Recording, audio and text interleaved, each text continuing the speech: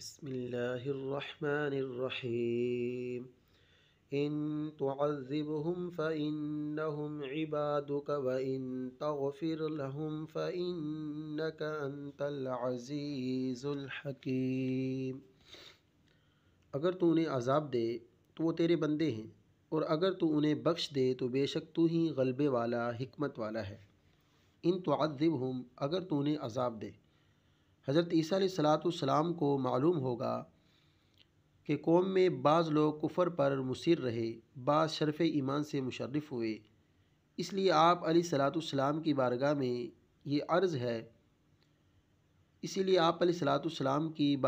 الہی میں یہ عرض ہے کہ ان میں سے جو کفر پر قائم رہے ان پر تو عذاب فرمائے تو بالکل حق اور بجا اور عدل و انصاف ہے، کیونکہ انہوں نے حجت تمام ہونے کے بعد کفر اختیار کیا، اور جو ایمان لائے انہیں تو بخشے تو تیرا فضل اور کرم ہے، اور تیرا ہر کام حکمت والا ہے۔ نبی کریم صلی اللہ تعالی علیہ وآلہ وسلم نے بھی اس آیت مبارکہ کو پڑھ کر اللہ کی بارگاہ میں اپنی امت کے لیے دعا فرمائی۔ حضرت عبداللہ بن عمر بن عاص رضی اللہ تعالی عنہما فرماتے ہیں، نبی پاک علیہ السلام نے قرآن پاک میں سے حضرت ابراہیم علیہ السلام کے اس قول کی تلاوت فرمائی،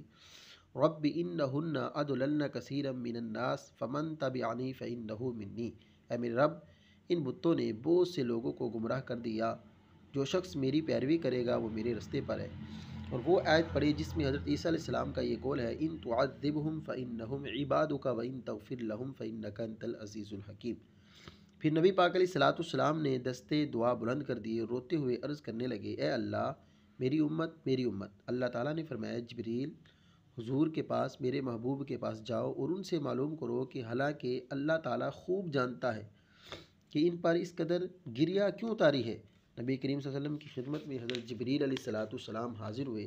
پوچھا تو نبی پاک علیہ السلام نے اللہ تعالیٰ کی بارگاہ میں جواب عرض کر دیا، حالانکہ اللہ تعالیٰ خوب جانتا ہے۔ اللہ تعالیٰ نے حضرت جبریل سے فرمایا، جبریل،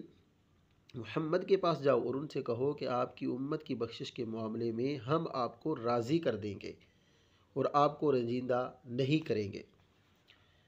نبی پاک علیہ السلام اپنی امت پر کمال درجے کے شفیق اور مہربان تھے،